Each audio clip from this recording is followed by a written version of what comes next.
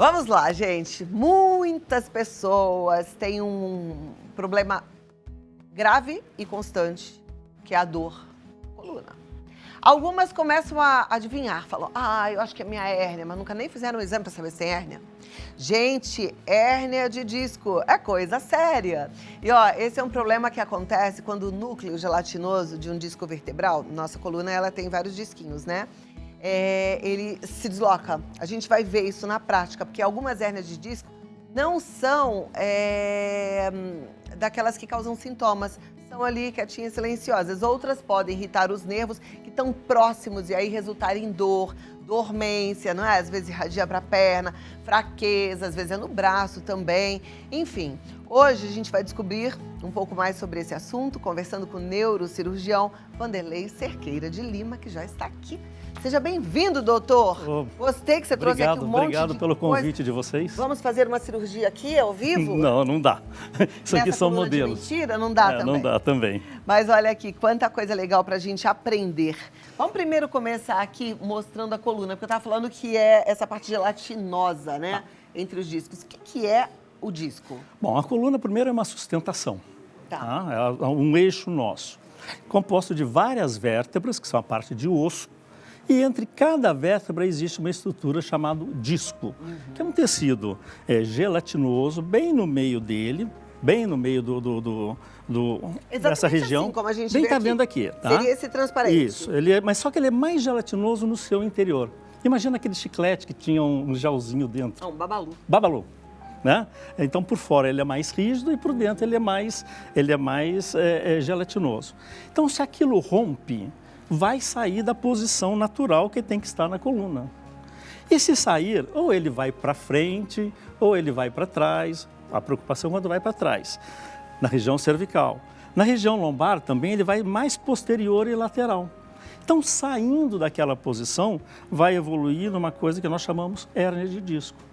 E o que tem do lado de toda essa coluna? Os nervos, ou que vão para braços, ou que vão para as pernas. Então, aqui representando os nervos, a gente está vendo aqui, ó, amarelinho e aqui vermelhinho. Isso. E a medula está dentro da coluna como um todo. Então, a grande preocupação, o grande número de hérnias de disco são nas regiões lombares, primeiro, depois na cervical e depois na região torácica. Porque aqui tem a costela, então não mexe, as costelas, então não mexe tanto. Então, aqui eu tenho sobrepeso, aqui eu tenho uma mobilidade e aqui eu tenho uma mobilidade. A idade passa para todos nós. O envelhecimento é natural, não podemos negar isso. Então, a partir dos 40 anos, claro que pode acontecer em mais jovem, a partir dos 40 anos, a coluna degenerando, associado com microtraumatismos todo dia, levantamos, abaixamos, seguramos peso, sentamos errado, dirigimos errado. Então, isso aqui, o disco, vai funcionar como um amortecedor. Então, se aquele amortecedor vai desidratando no decorrer dos anos, ele não vai funcionar bem. E aí vai sair. Aquele chiclete lá, o babalu que você falou, em volta dele ele craquela, ele quebra. E então aquele interior sai. Saindo, vai comprimir o nervo. E o que o paciente vai ter, o que você falou? Dor, ou dor cervical, ou dor lombar. Porque, tipo, vai sair isso aqui, vai tocar aqui, vai comprimir essa parte que são os nervos. Ele vai, olha, imagina se eu tiver um prego. Aqui dá para ver direitinho. Imagina se eu tenho um prego dentro de um sapato, uma pedra dentro de um sapato. Por exemplo, vai tocar esse nervo vai aqui. Comprimir o nervo e vai inflamar o nervo. A inflamação eu tenho dor, fica vermelho, tenho calor local no nervo. E aí o paciente, ou qualquer um de nós, vamos ter ou dor lombar, ou uma dormência, ou uma fraqueza, né, ou formigamento, traduzindo a compressão do nervo pelo disco que saiu da posição. Essa é a preocupação. Hérnia de disco, aí vem aquela grande preocupação. Eu sou neurocirurgião e você opera tudo? Não. A primeira coisa que a gente faz é dar chance para o organismo do paciente. Primeiro você tem que fazer o diagnóstico, conversar, examinar o paciente, pedir exames complementares que você suspeitou ou não de hérnia de disco, e aí depois que você vai tratar o paciente. Como é que eu trato? Está com dor? Vamos dar analgésico. Está com alguma alteração de sensibilidade, essa dor está difícil de tratar, os músculos estão rígidos, estão tendo câimbras, vamos dar relaxante muscular. Às vezes precisa dar anti-inflamatório também para tirar a inflamação do nervo e pedir uma coisa para o paciente: repouso. Um repouso relativo. Ele deita, ele senta, assiste televisão, mas vai ao banheiro, vai comer alguma coisinha, mas volta no repouso junto com o remédio. E sempre com orientação do médico. Então, nem sempre hérnia de disco, ela é cirúrgica. Você trata clinicamente, dá uma chance para o organismo. Agora, nada disso está melhorando ou está piorando, opa, vamos sentar novamente, vamos reavaliar, tem ou não tem indicação cirúrgica. Mas a hérnia é reversível? Por exemplo, o que saiu pode voltar? Então vamos lá. Tem a hérnia aguda e a hérnia crônica. Crônica é tudo aquilo que dura acima de 6 semanas. Tá? Então eu dou a chance para o organismo e às vezes se eu tratar e tirar a inflamação eu vou melhorar o sintoma do paciente. Mas a hérnia tem uma chance grande dela se hidratar. Então quando eu fico em repouso, ela pode voltar a uma certa hidratação, o que saiu pode voltar um pouquinho para dentro.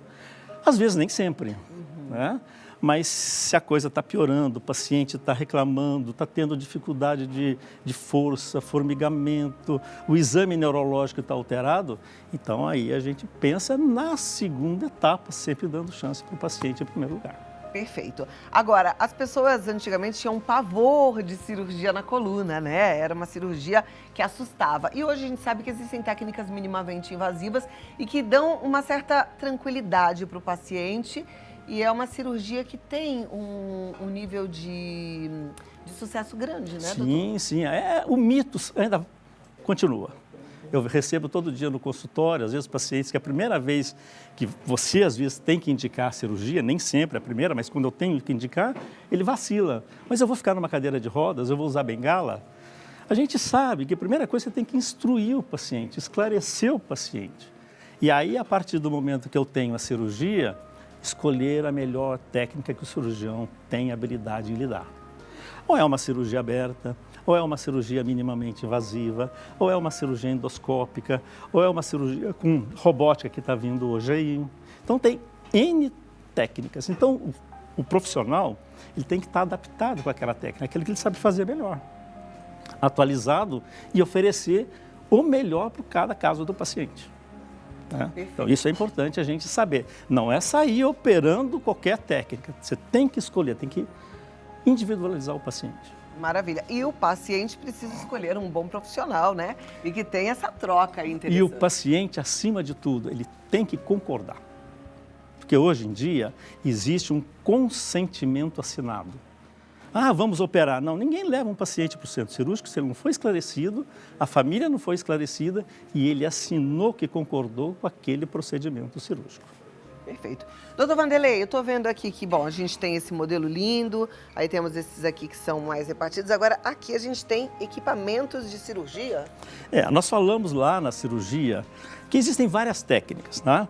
O mais comum, isso aqui então é a coluna, é a parte anterior, isso aqui é a parte posterior. Então imagina que isso aqui venha a ser músculos. Aqui seriam os músculos da lombar. Da lombar, da região lombar. Posterior aqui, ó, tá? Frente e posterior.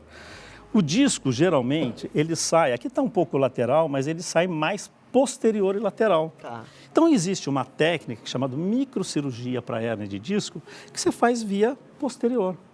Posterior, lateral, aquilo que saiu, você usa materiais apropriados para poder até mesmo enxergar, né, ver como é que você vai operar. Você amplia isso com microscópio, tem que ter uma boa luminosidade. Cortando a pele, cortando o músculo, afastando o músculo. Ah, a dor é do lado direito? Afasta o músculo, entra na região. Vem cá com a câmera aqui pertinho. Segura então para mim aqui. Olha isso. Aí você...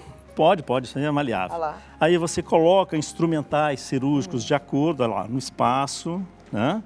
Você tem uma certa luminosidade para trabalhar, o cirurgião tá olhando num buraquinho bem pequenininho. Ele ainda usa o microscópio para aumentar isso aqui em torno de 300 vezes, para poder afastar nervo, achar o disco, coagular e retirar aquilo que saiu, que é isso, descomprimindo, ou seja, tirando a compressão do nervo. Gente, Para o nervo voltar à posição normal, as coisas se acomodarem e o paciente, no dia seguinte, está podendo andar. É impressionante. Né? No ano passado, eu até trouxe aqui um caso de uma cirurgia de coluna. Vocês lembram quando meu marido fez a cirurgia dele? Que eu fiquei impressionada, porque sai do hospital, ele, no caso, saiu no mesmo dia seguinte, andando. Eu vou falar uma coisa. Chocada, eu vou fiquei. falar uma coisa. Os homens são mais patifes que as mulheres. Ih, mas o meu marido não é. Então, é exceção. Esse É exceção. corajoso saiu que queria ir dirigindo, só não foi dirigindo porque eu não deixei. Não pode, porque né? o médico já tinha falado na minha frente que eu não podia. Ele falou, mas eu posso. Eu falei, você não vai. Não, de Que jeito aí, nenhum. ele não é patife, mas lá em casa eu que mando. Não. Então, tem um período de repouso no pós-operatório que é para acomodação do nervo. O nervo foi comprimido, o nervo foi machucado. Então, pelo menos, acho que uns 7 dias seria o ideal. É prudente, né? É prudente. Agora, doutor, 21 dias para você, 21 dias mais um pouquinho, 3 meses para fazer uma prática esportiva. me conta né? uma coisa. Quando é necessário usar essas ferramentas que a gente olha e fala, gente, é parafuso mesmo. São né? parafusos. Então, ou seja, a engenharia veio ajudar a medicina. Tá? Mas aí você tem que particularizar cada caso.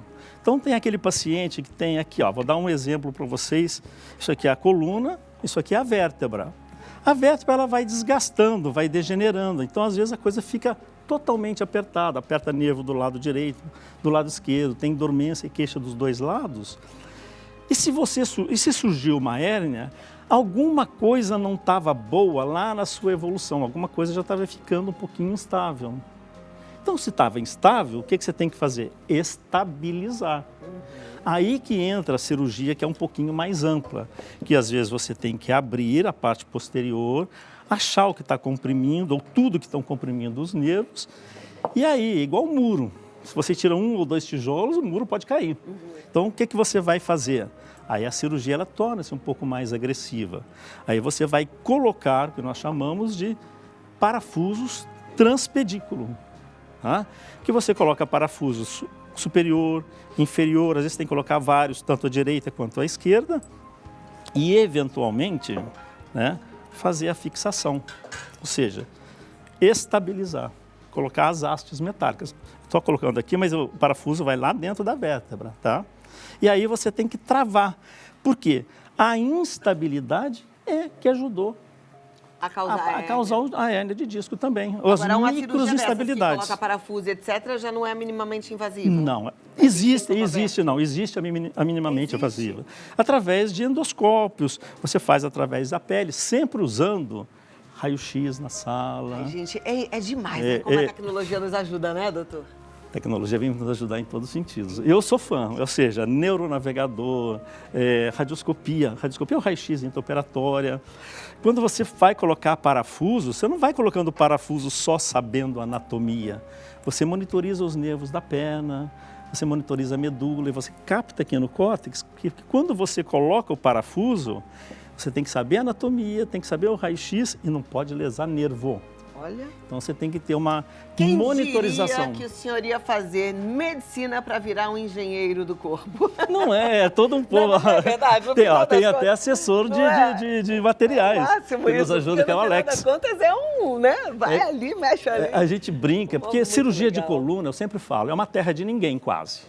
Reumatologista vê, ortopedista vê, neurologista vê, neurocirurgião, quiropracta, fisioterapeuta, até pai de santo. Eita, nós. Então, a gente tem que selecionar quem tem a indicação E, precisa. doutor, vamos lá para as perguntas? Não esqueça dos metais pesados no cérebro. Então, Isso é muito sério. Alzheimer, Parkinson. Acho que intoxicação com metais pesados. Então, nós estamos Tem vendo que está várias acontecendo coisas, né? isso nos indígenas lá em Roraima. Coisa séria. Mercúrio, chumbo, ferro. Às vezes até materiais que são implantados no corpo, eles vão liberando devagarzinho. Não esse aqui que são titânios, mas principalmente para as crianças em rios poluídos. Ó, Metais pesados não são eliminados nada rapidamente no organismo das pessoas.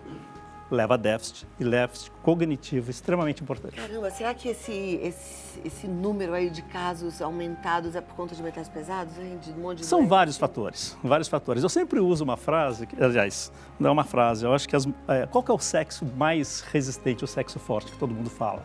Somos nós homens. Mas, na verdade, geneticamente são as mulheres.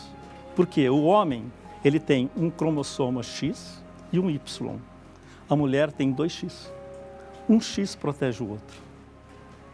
Então, aquelas doenças ligadas ao sexo, claro que as mulheres têm algumas doenças mais autoimunes, esclerose múltipla, artrite reumatoide, mas o homem que é o sexo frágil nisso, porque então essas doenças elas são protegidas mais nas mulheres do que nos homens. A hérnia de disco é mais comum nos homens do que nas mulheres, acima dos 40 anos, mas tem predisposição genética também, né? Mas hoje em dia a gente está pesquisando mais doenças, está mais atento, tem mais exames complementares e o médico tem que estar atento, conversar com o paciente. Aí ele faz o diagnóstico mais fácil, você vê, né? mais Coisas rápido. que fazem parte do nosso cotidiano, que a gente até então julgava, tudo bem, pode. Não, a gente tem que olhar de novo, escolher o que é melhor. Toda doença, são vários fatores. Não é somente o metal pesado que você falou, é todo o ambiente, como é que está a nutrição. Você faz prática esportiva, não faz, se alimenta direito, você é subnutrido. A gente foi envenenando o planeta, né? E automaticamente se autoenvenenando. Bora para as perguntas, doutora. A Lúcia quer saber se existe limite de idade para uma cirurgia de hérnia de disco. Geralmente a hérnia de disco acontece mais no adulto. No adulto... Mas tem limite, por exemplo, até 70, até não, 80, já operei pacientes que se tem o que nós chamamos de estenose do canal, que é o aperto, tá? Um aperto do canal, está comprimindo e você vai julgar se o paciente tem condições cardiológicas, se ele pode ser submetido a uma anestesia, o cardiologista liberou bem, o clínico liberou bem, vamos fazer a cirurgia de uma forma menos agressiva e que resolva o problema da compressão do paciente. Eu já tive uma senhorinha, mãe de um médico inclusive, que ela chegou com bengala, com dificuldade para andar, passou um tempo, ela veio com a bengala mostrando, olha... Menino, é o que eu tô te ela contando. Tinha 82 anos. O meu marido, ele tem 62 anos e ele fez a estenose de canal. A gente já estava com dificuldade, porque eu adoro passear, viajar, te contei, né? Aí viajava, ele falava, só um minutinho, tinha que sentar. Eu falava, ih, danos, né? Ele saiu de lá sem dor. Eu fiquei impressionada no dia seguinte. Então, olha só, a estenose de canal é não podemos esquecer, estenose de canal e depois vamos falar cervical também. A estenose de canal é o aperto. Então, é aquele paciente que ele anda 100 metros, sente dor, para, melhora. Eu vou andar mais 100 metros, sente dor, para, melhora. Então, ele vai andando de tempos em tempos, ele faz o que nós chamamos em medicina claudicação. Não é de Cláudia não, tá? O meu nome vem disso, gente, eu já descobri. É claudicação. Tem a claudicação intermitente, de tempos em tempos. Anda, dói, para, melhora. Anda, dói, para, melhora. Uma das causas é a compressão dos nervos, que chama caudequina, os nervinhos finais aqui, que é o nosso rabinho de cavalo. Tá? Então isso aqui ficou tudo apertado, dá dor na nádega, dor na coxa, dor na perna, geralmente é bilateral. Mas também tem aquele paciente que fuma, que tem arteriosclerose, as artérias não levam a irrigação nos músculos da perna, ele também tem uma claudicação vascular. Não chega sangue, não chega oxigênio, então o médico tem que diferenciar isso. Esse médico sabe tudo, olha que coisa maravilhosa que a gente tem hoje aqui, que preciosidade. Vamos aproveitar. Obrigada, Lúcia, pela sua pergunta. Vamos para a próxima da Tereza. Tenho osteoporose bastante significativa e uma hérnia que não me dá paz. Eu posso fazer cirurgia com esta condição? Claro que depende do caso. Qual é a osteoporose? A osteoporose está levando, às vezes, o achatamento da vértebra. Ela achata, ela colapsa, ela diminui de altura, né? Porque ela tem uma altura normal. Então, se ela colapsa, o que vai acontecer? O canal ele vai ficar também estreito, vai levar uma estenose. O disco aqui que fica entre uma vértebra e outra, ele não vai ficar na posição adequada, ele pode sair do lado, pode sair posterior. Então, se eu tenho a estenose secundária, a osteoporose ou a própria degeneração, às vezes eu tenho que abrir e pode. Só que você vai escolher, quando abre tudo, você tem que escolher até mesmo os parafusos adequados para quem tem osteoporose. Imagina você colocar um parafuso desse num tijolo, todinho já todo desgastado. Então você tem que usar um parafuso próprio, chamado canulado, às vezes injetar cimento no meio do parafuso para ele fixar na vértebra e dar sustentação, ser incorporado. Então pode, mas cada caso tem a sua particularidade. Perfeito, obrigada. Tereza, próxima pergunta da Aparecida. Quanto tempo de recuperação após um procedimento cirúrgico endoscópico na lombar? Eu tenho 59 anos e trabalho como cuidadora de idosos. Isso também depende de paciente para paciente. Como é uma cirurgia minimamente invasiva, geralmente libera-se o paciente e agride menos, você não afasta músculos, não tem um corte maior, né? Geralmente uma hérnia de disco, quando você faz um tradicional, é um corte de 3, 4 centímetros.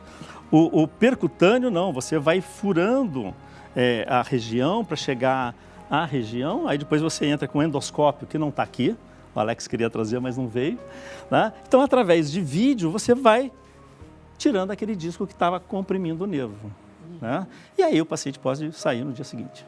Perfeito. Eu falei que... Então, depende de cada quando caso. meu marido operou, a gente saiu no dia seguinte, mas eu estou lembrando que não, que ele operou de dia, a gente saiu de noite. Eu só pedi para sair depois do jantar, porque a gente estava num hospital que chama Comida Boa. Eu falei, quero jantar aqui. Mas aí eu vou falar... Foi no mesmo dia. Aí eu vou falar uma frase... Alex tá rindo ali. Eu vou falar uma frase de um conhecido meu que eu adoro, cuidadinho, ele já faleceu. O professor Edivaldo Alves da Silva. Ele sempre falava para mim, não existe hospital bom, nem cemitério bonito.